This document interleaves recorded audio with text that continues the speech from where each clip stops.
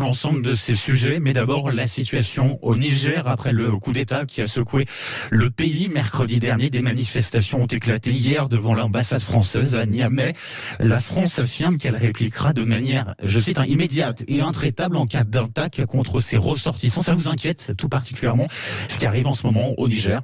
Ce qui m'inquiète, c'est que la situation au Niger est en fait quelque part l'aboutissement de notre retrait progressif du Sahel. La France en est chassée État après État au profit des Mali, le Burkina Faso, c'est ça, un coup d'État militaire, immédiatement les ressorts anti-français sont présents. Je voudrais quand même être clair, il y a effectivement des populations dans la capitale qui se sont pris au symbole de la France. Ça ne veut pas dire que la population totale du Niger est anti-française. Il faut se méfier des manipulations payées par la Russie, qui sait très bien aussi financer quelques émeutiers pour que ces drapeaux soient brandis et que le monde entier croit qu'elle a récupéré finalement la mise en Afrique. Donc en tout cas, vous dénoncez très précisément l'implication de la Russie d'une manière ou d'une autre ici. Je suis pas le seul à le faire. Enfin, je pense qu'il est évident que les ressources minières du continent africain et le positionnement stratégique, notamment en l'occurrence en uranium sur le Niger, intéresse fortement Moscou et que Moscou fait tout pour nous déstabiliser.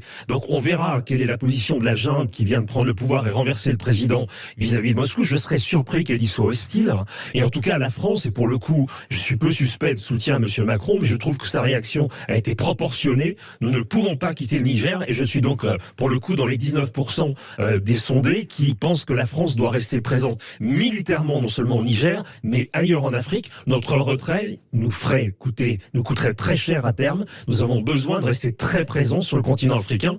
C'est déjà c'est la base principale aujourd'hui au Niger de la lutte contre le terrorisme. Mais c'est la seule qu'il nous reste après avoir été chassé d'autres pays. Donc il y a un intérêt stratégique évident pour la France à rester présente. Donc on verra, la situation est évidemment très confuse pour le moment, mais notre intérêt premier, c'est de rester sur place le plus longtemps possible. Évidemment, de protéger nos ressortissants. Ils sont 5 à 600. Pour l'instant, pas de rappel des ressortissants. Non, mais écoutez, la situation est un peu ambiguë parce que le président qui a été renversé peut quand même continuer à communiquer avec ses homologues. Oui. Donc on voit bien que la junte n'a pas coupé tous les ponts et qu'elle garde plusieurs fers au feu. En tout cas, nous devons absolument rester ici parce que sinon, c'est la dégringolade complète et nous le paierions cher dans l'avenir. Donc il y a un intérêt national bien compris qui est que la France reste sur la question de la lutte contre le terrorisme, en l'occurrence, c'est ça. Mais pas que. Écoutez, moi je veux pas être naïf parce qu'en diplomatie, il faut pas être naïf. La France a besoin d'être présente en Afrique, y compris pour ses intérêts économiques. Voilà, c'est pas la peine qu'on s'accorde d'histoire parce que Moscou, eux, ne s'en rendent compte pas. Moscou veut absolument assurer une présence parce qu'il y a un intérêt économique. Nous devons avoir la même logique. Et donc, bien sûr que c'est consommateur de temps, d'argent, mais c'est aussi pour nous une manière d'assurer notre indépendance, en tout cas une partie de notre indépendance. En l'occurrence, vous avez parlé de l'uranium tout à l'heure, et ça nous paraît absolument essentiel. Donc, ne soyons pas naïfs, on peut nous accuser de ce qu'on veut. La France a un grand passé en Afrique et elle doit conserver une partie de celui-ci pour l'avenir. Revenons en